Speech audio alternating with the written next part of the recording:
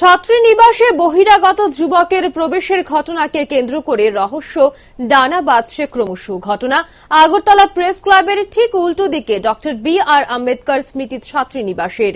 জানা যায়, রবিবার গভীর রাতে বহিরাগত কিছু যুবক ছাত্রীনিবাসে প্রবেশ করে, আর এই ঘটনা প্রকাশ্যে আসতেই ব্যাপক চাঞ্চল্য ছড়িয়ে পড়ে সমগ্র শহরে।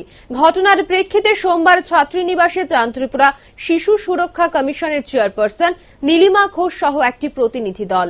ঘটনার জন্য সুপারিনটেন্ডেন্টকে দায়ী করে ভর্ৎসনা করেন শিশু সুরক্ষা কমিশনের টিম। পাশাপাশি এই নেক্কারজনক ঘটনার বিরুদ্ধে ভবিষ্যতে কি ধরনের আইনি ব্যবস্থা নেওয়া যায় তা খতিয়ে দেখবেন বলে আশ্বাস দেন কমিশনের চেয়ারপারসন নীলিমা ঘোষ।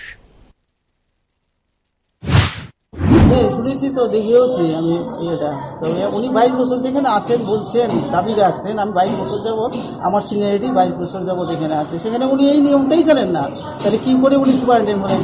আমারও বড় প্রশ্ন। যেখানে আমরা 3-3.5 বছর এই বাচ্চাদের নিয়ে কাজ করি, বিভিন্ন হোস্টেল এবং বিভিন্ন হোমে আমরা দেখভাল করি, লুকআফটার করি, সেখানে আমরা একদম রেস্ট্রিকশন দিয়ে দিই যে কোনো মেয়েদের হোস্টেলে কোনো ছেলে প্রবেশ করতে পারবে না। এই নিয়মটা আমার জানা আছে, জুভেনাইলে পড়েছি, দেখেছি। কিন্তু সেখানে উনি 22 বছর বলছে বারবার। সেখানে 22 বছর কাজ করার পরে ওনার এই জিনিসটা নেই। হ্যাঁ, ওনার সিকিউরিটি উনি কীভাবে দরজাটা খুলে দেয়, গাড়ি নিয়ে ঢুকে, এবং গাড়ির মধ্যে অ্যালকোহল থাকে। এখন উনি সবটা দোষ চাপিয়ে দিচ্ছেন ড্রাইভারের উপর। এটাই হয় স্বাভাবিক, ড্রাইভার তখন তো ড্রাইভার দোষী হয়েছে। কিন্তু ঘটনাটা এরকম বলে আমার মনে হয় না। তবে আগামী দিনে আমার বিশ্বাস হয় যে এই ঘটনাটা কিছু ঘটেছে না, তা না হলে এভাবে খবরটা ভাইরাল হতে পারে না।